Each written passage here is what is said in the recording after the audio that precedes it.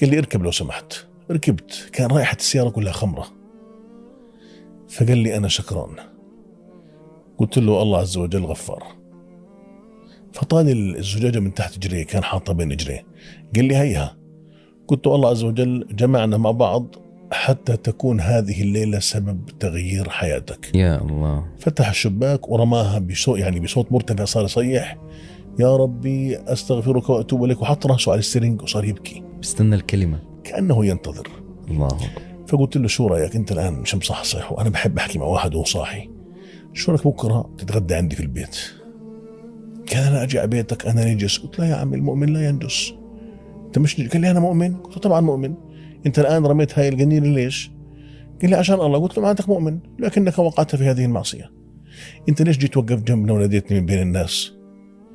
قال لي أنا شفتك شيخ.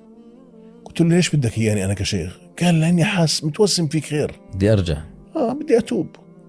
قلت بكرة تغدى عندي. اتفقنا أن يصلي الظهر في مسجدنا. فعلا إجا الشاب صلى الظهر عندنا في المسجد وأخذناه على البيت، وجلسنا معه تقريبا ساعة. لا أذكر شيئا من ساعتي إلا البكاء، بس يبكي فقط بكاء. ثم سألني قال لي يا شيخ أنا معاي مبلغ، وذكر المبلغ، مبلغ كبير جدا. قال أنا معاي هذا المبلغ الكبير وأصله حرام. قلت له طب أنت كيف حكمت أنه أصله حرام؟ قال لي يا شيخ أنا هذا كله ربحته من النوادي الليلية. أنا عندي نايت كلبات وعندي نوادي ليلية، وتمارس عندي المعاصي والفجور كله في محلاتي أنا وتحت سقفي أنا. نعم. فسألته عن أصل المال، وكان أصل المال أيضا حرام، يعني قرض ربا. فقال ممكن تعطيني الفتوى؟ قلت له أنا ما راح أفتيك، بتصلي الفجر في المسجد 40 يوم حتى أفتيك. ليه 40 يوم؟ لأنه ما عندي دليل على ذلك. لكن لو جاوبته قلت له هذول 300,000 دينار مثلا مال حرام، بقول لي بلا من قاعد معك يا شيخ حلال. خلص ما بدي 300,000 ما هو مش 13 ليرة. نعم. 300,000 أنا ذاك بشتري عمان فيهم.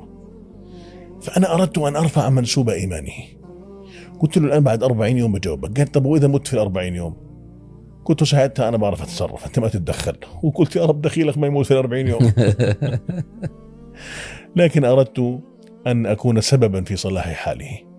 وفعلا راحت أيام، يمكن بعد 2 أو 3 برن تليفوني، السلام عليكم. وعليكم السلام، أنا مسجل أبو عمر، وفي واحد من أصدقائي المشايخ الدعاء اسمه أبو عمر، وأنا فكرته هو أبو عمر الشيخ. السلام عليكم، أهلا أبو عمر الحبيب، كيف حالك؟ كيف المشايخ؟ كيف